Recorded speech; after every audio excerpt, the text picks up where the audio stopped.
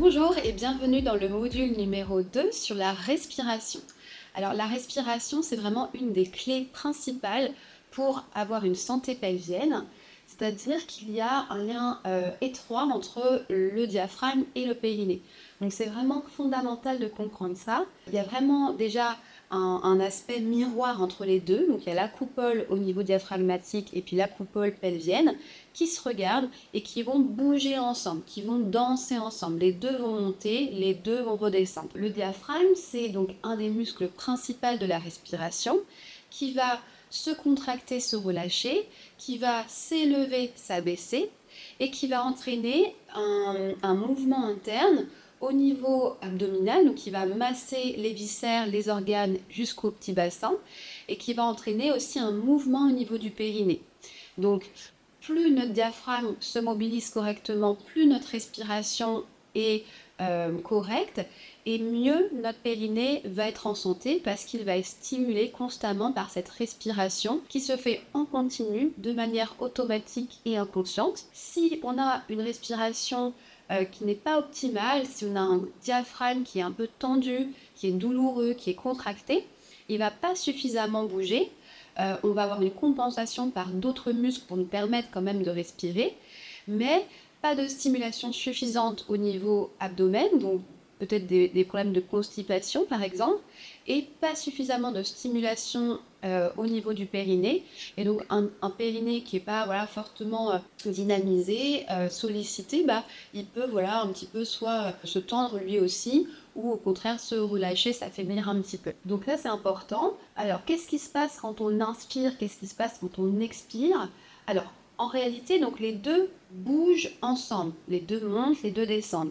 Il y en a un qui va se contracter, l'autre qui va se relâcher, et inversement, un qui va se détendre et l'autre qui va se contracter. Quand on va inspirer, donc on imagine une seringue, un piston en bas, le bout de la seringue en haut, je vais tirer le piston en bas et l'air va rentrer dans ma seringue.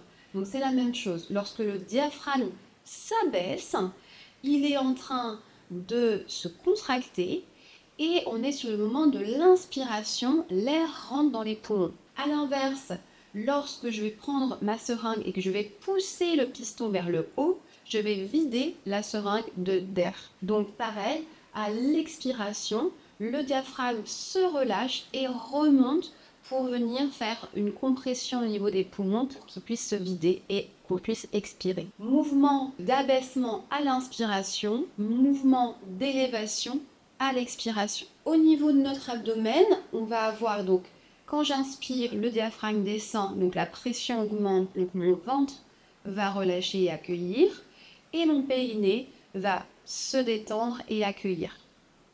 À l'expiration, mon diaphragme va remonter, il y a moins de pression, mon transverse va pouvoir s'engager pour accompagner, aider l'expiration.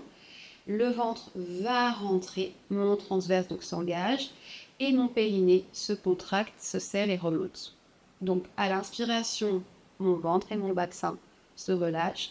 À l'expiration, mon ventre s'engage, mon bas du ventre s'engage et mon périnée suit le mouvement montant. On va refaire ça en exercice, ça c'est vraiment important parce que ça va nous permettre aussi une meilleure gestion des pressions du quotidien. Donc que ce soit dans notre mouvement naturel pour avoir une meilleure oxygénation, une meilleure digestion, une meilleure immunité, se sentir en forme parce qu'on respire correctement. Donc prenez conscience de votre respiration. Est-ce que vous avez une respiration haute et un peu superficielle ou est-ce que vous avez une respiration globale?